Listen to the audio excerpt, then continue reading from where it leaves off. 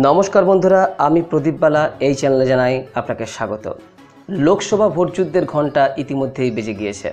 সামনেই 11 এপ্রিল প্রথম দফার ভোট নির্বাচন হবে, আর তার আগে সমস্ত রাজনৈতিক দল প্রচারে নেমে পড়েছে ভারতবর্ষের প্রধানমন্ত্রী নরেন্দ্র মোদীও।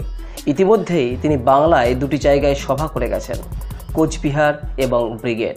এই কোচবিহার এবং ব্রিগেডে যথেষ্ট জনসমাগম হয়েছে। এই যে দুটি জায়গায় প্রধানমন্ত্রী নরেন্দ্র মোদী তিনি কি বিষয়ের উপর আলোকপাত করলেন, এই ভিডিওর মাধ্যমে আপনাদের সামনে সেই বিষয়বস্তুই সম্পূর্ণভাবে তুলে ধরব। চলুন শুরু করা যাক।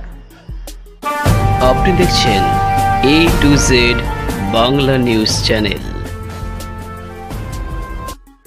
তিনি মমতা বন্দ্যোপাধ্যায়কে পিসি এবং অভিষেক বন্দ্যোপাধ্যায়কে ভাইপো বলে তীব্র আক্রমণ করলেন। তিনি বললেন, পিসি ভাইপো মিলে বাংলাকে লুটছে। এদিন তিনি সভার শুরুতেই শিলিগুড়ির মতো ব্রিগেডেও বাংলায় ভাষণ শুরু করেন। জানতে চান আপনারা কেমন আছেন। এরপর প্রধানমন্ত্রী বলেন, বিদ্যাপতি, রবীন্দ্রনাথের লেখনী এবং ক্ষুদিরাম বোস, শ্রী অরবিন্দ সূর্য সেন, নেতাজি সুভাষচন্দ্র বসু বিপ্লবকে প্রাণ দিয়েছেন। বিপ্লব ও কবিতার মেলবন্ধন ঘটতে চলেছে এই নতুন ভারতে। তিনি আরও বলেন যে এই ব্রিগেডে যে ভিড় হয়েছে সেই ভিড় দেখেই আন্দাজ লাগানো যায় যে বাংলায় কি হতে চলেছে।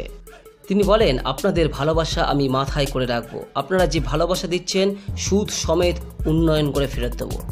কলকাতা, হাওড়া, দমদম, যাদবপুর, বারাসাত সহ বাংলার প্রতিটি কোণ থেকে গত 5 বছর ধরে এই চৌকিদারের শক্তি বাড়িয়েছেন। তার পরিণাম আজ আপনার সামনে বিনয়ের সঙ্গে আমার রিপোর্ট কার্ড দিয়ে হাজির হয়েছে। আপনারা পাশে দাঁড়িয়েছেন বলে গোটা বিশ্বে ভারতের জয় জয়কার হচ্ছে। আপনাদের অংশীদারিত্বের জন্য আজ ভারত যা করছে তার স্বপ্ন দেখতাম আমরা। সার্জিক্যাল স্ট্রাইক, এয়ার স্ট্রাইক বা মহাকাশে স্ট্রাইক হোক, মহাশক্তি হয়ে উঠেছে ভারত। গোটা দুনিয়া দেখছে এটা। মেক ইন ইন্ডিয়া বা ডিজিটাল ইন্ডিয়া হোক বা কলকাতা থেকে বারাণসী পর্যন্ত গঙ্গাপথ হোক, প্রতিটি ক্ষেত্রেই নতুন ভারতের বুনিয়াদ তৈরি হয়েছে। 5 বছরে এটা কার জন্য সম্ভব হয়েছে জানেন? এটা সম্ভব হয়েছে মোদির জন্য নয়, এগুলো আপনাদের আশীর্বাদের জন্য সম্ভব হয়েছে। আপনাদের জন্য অসম্ভবও এখন সম্ভব হয়ে গেছে। স্বামী বিবেকানন্দের স্বপ্নের ভারত তৈরি করার জন্য এগিয়ে চলেছে। আর ঠিক তখনই মোদির বিরোধিতা করতে গিয়ে ভারত মাতারই বিরোধিতা করছেন অনেকেই। এয়ার স্ট্রাইকের প্রমাণ কারা চাইছিল? সন্ত্রাসবাদীদের মৃতদেহ দেখাও কারা জিজ্ঞেস করেছিল? এটা পুলওয়ামার শহীদ বাবুল সাঁতরার অপমান নয়? উপগ্রহ ধ্বংস করে আমরা দুনিয়ার 4র্থ শক্তি হয়েছি। আপনারা গর্বিত কিনা? কিন্তু এত বড় ঐতিহাসিক ঘটনাকে নাটক কে বলেছিল? আপনারা এই চৌকিদার যা 5 বছর ধরে করছে তা 5 বছরে এসেছে এমনটা নয়। আপনাদের জওয়ানদের এয়ার স্ট্রাইক বা সার্জিক্যাল স্ট্রাইকের ক্ষমতা আগেও ছিল। মহাকাশে উপগ্রহ ধ্বংস করার ক্ষমতা বিজ্ঞানীদের আগেও ছিল, কিন্তু সরকারের সদিচ্ছার অভাব ছিল। দেশ হিতের আগে নিজের স্বার্থ তারা বারবার দেখেছে। দিদি আর ওনার সঙ্গীরা দেশ বিরোধী কথাবার্তা বলছেন, কারণ ওনাদের রাজনৈতিক জমি টলে গিয়েছে। কাল কংগ্রেস একটা ভুয়ো ইস্তেহার জারি করেছে। এই ইস্তেহারে কংগ্রেস প্রতিশ্রুতি দিয়েছে যে সেনার সুরক্ষা কবচ হটিয়ে দেবেন। 60 বছর দেশের ক্ষমতায় ছিল, তারা এমনটা করেছে। কংগ্রেস এমন প্রতিশ্রুতি দিচ্ছে যেগুলি পাকিস্তানে বসে থাকা সন্ত্রাসবাদীদের সহযোগিতা করবে। দেশে অস্থিরতা তৈরি করার চেষ্টা করছে ওরা।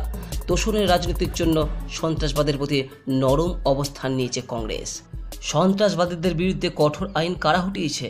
কংগ্রেস। দেশে নকশাল ও মাওবাদীদের বিরুদ্ধে ব্যবস্থা নেওয়ার সময় কারা মিথ্যা প্রতিশ্রুতি দিয়েছে? কংগ্রেস। মোদির ভাষণে আরও উঠে আসে যে বিচ্ছিন্নতাবাদী এবং সন্ত্রাসবাদীদের পাশে কারা দাঁড়াচ্ছে? কংগ্রেস। কংগ্রেসের পাপে ভাগিদার হচ্ছে এই তৃণমূল। এরা সকলেই নাগরিকত্ব সংশোধন বিলের বিরোধিতা করেছে।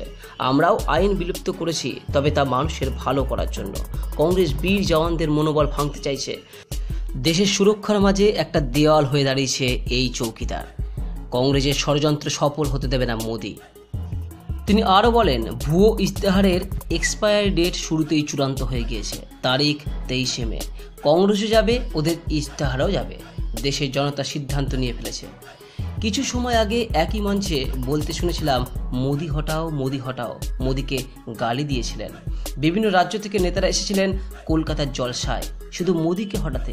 কি অপরাধ করেছি আমি? গরিবের ঘর দেওয়ার অপরাধ? এটা অপরাধ হলে আমি করেছি। গরিবদের শৌচালয় দেওয়া অপরাধ হলে আমি করেছি। গরিবদের রান্নার গ্যাস দেওয়া অপরাধ হলে আমি করেছি। গরিবদের বিদ্যুৎ দেওয়া অপরাধ হলে আমি করেছি। 5 বছর আগে এসব কিছুই ছিল না, আজ 5 বছর পর অসম্ভব সম্ভব হয়েছে। পশ্চিম বাংলার মতো ত্রিপুরাও বামেদের শৃঙ্খল থেকে মুক্ত হয়েছে।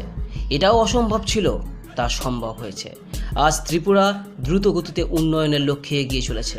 আজ পর্যন্ত 7ম বেতন কমিশনের সুবিধা দেয়নি এই সরকার। ত্রিপুরার বাম সরকারও 7ম বেতন কমিশনের সুবিধা পাননি, কিন্তু এখন পেয়েছে। 5 বছর আগে কেউ ভেবেছিল সাধারণ গরিবদের 10% সংরক্ষণ মিলতে পারে? কিন্তু মোদির সময়ে এটা সম্ভব হয়েছে। কংগ্রেসের গোটা পরিবারই এখন জামানাতে রয়েছে। বাংলার জনতা সিদ্ধান্ত নিয়ে ফেলেছেন, তারা আর তোলাবাজি বা গুন্ডাগিরি চালাতে দেবে না। নরেন্দ্র মোদী এরপর বলেন, এমন একটা বাংলা গড়ব যা বাম ও তৃণমূলের গুন্ডারাজ থেকে মুক্ত হবে। 72 বছরের গর্ত ভরেছি।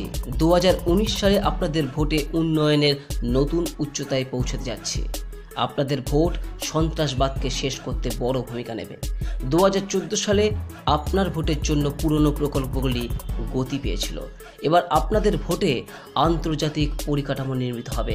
2019 সালে ভারত আন্তর্জাতিক স্তরে শীর্ষে পৌঁছাবে। 2014 সালে আপনাদের ভোটের জন্য দুর্নীতিগ্রস্তরা জেলের দরজায় পৌঁছে গিয়েছে। 2019 সালে আপনাদের ভোটে দুর্নীতিগ্রস্তরা জেলের ভেতর ঢুকবে। তিনি বলেন, 2014 সালে আপনাদের ভোটের জন্য মজবুত বুনিয়াদ তৈরি করেছি। 2019 সালে এক নতুন ভারত তৈরি হবে। স্বামী বিবেকানন্দ দেশের উন্নয়নের জন্য যুব সম্প্রদায়কে আহ্বান জানিয়েছিলেন। সেই মন্ত্র গ্রহণ করেছিলেন বিপ্লবীরা। স্বাধীনতার পর 50 বছর এই দেশ স্বামীজির মন্ত্রে চলতে পারলে গোটা দুনিয়ায় শীর্ষে চলে যেত ভারত। গণতন্ত্রের আড়ালে দেশে চলত পরিবারতন্ত্র। গণতন্ত্রের বয়স তো এই দেশে মাত্র 15-16 বছর। 72 বছরে এমন অভিজ্ঞতা পরিশ্রম নিয়ে কেন উন্নত দেশগুলির পাশে নেই ভারত? আমাদের কাছে প্রতিভা, পরিশ্রমী এবং প্রাকৃতিক সম্পদের অভাব ছিল না। 55 বছরের পরিবারতন্ত্র পরিশ্রমী মানুষদের গলা টিপে ধরেছে। ভোট ব্যাংকের জন্য গরিবদের স্বপ্ন ধ্বংস করেছে পরিবারতন্ত্র। জাতপাতের বিষ ছড়িয়েছে। সেনার সৌজে দালালির গ্রহণ লাগিয়েছে। বাংলাও আজ পরিবারতন্ত্রের বোঝায় চাপা পড়ে গিয়েছে। পিসি ভাইপো মিলে লুটে খাচ্ছেন। বাংলার মাটি দেশভক্তদের। ইংরেজদের থেকে মুক্তি দিয়েছিল বাঙালিরাই প্রথম পথ দেখিয়েছিলেন। গণতন্ত্রকে মজবুত করার কাজ করবে এই দেশ। আমার উপরে অনেক ঋণ এই মাটির। জীবনের একটা সময় সব কিছু ছেড়ে একটা স্বপ্ন নিয়ে এগিয়ে যাচ্ছিলাম। এই বাংলার মাটিই আমায় আদেশ দিয়েছিল, দেশের সেবাই আমার জীবন। রামকৃষ্ণ মিশনের আত্মাস্থানন্দ আমায় লালন পালন করে আমাকে এই আদেশ দিয়েছিলেন। তার আদেশে আমি এই সেবার দুনিয়ায় চলে এসেছি। জীবনের সব কিছু উৎসর্গ করেছি দেশ মাতৃকার জন্য। যতক্ষণ না গরিবদের স্বপ্ন পূরণ করি, শান্তিতে থাকবো না। মেধার জন্য সুযোগ তৈরি করতে হবে, পরিকাঠামো তৈরি করতে হবে, সেনার আধুনিকরণ করতে হবে, আত্মনির্ভর করতে হবে, 72 বছরের ঘাটতি পূরণ করতে হবে। আগামী 5 বছর আমাদের একটাই সংকল্প, আমাদের একটাই চিন্তা, দেশের উন্নতি এবং গরিবদের উত্থান। আমাদের পাশে রয়েছে যে চৌকিদার, আর দেশকে যারা ভালোবাসেন, দেশকে যারা সেবা করেন, দেশের রক্ষার জন্য যারা এগিয়ে আসেন, তারা প্রত্যেকেই সবাই এক একজন চৌকিদার। নরেন্দ্র মোদীর এই বক্তব্য আপনার কেমন লাগলো অনুগ্রহ করে নিচের কমেন্ট বক্সে জানাবেন। আর যদি বক্তব্যগুলি ভালো লাগে পারলে লাইক করবেন, ভিডিওটি শেয়ার করবেন। আর এই চ্যানেলের পরবর্তী ভিডিও পাওয়ার জন্য চ্যানেলটি সাবস্ক্রাইব করে রাখবেন এবং পাশে নোটিফিকেশন বেলটি ক্লিক করে রাখবেন। আজ এখানেই ভিডিওটি শেষ করলাম। নমস্কার, ধন্যবাদ, জয় হিন্দ, বন্দে মাতরম।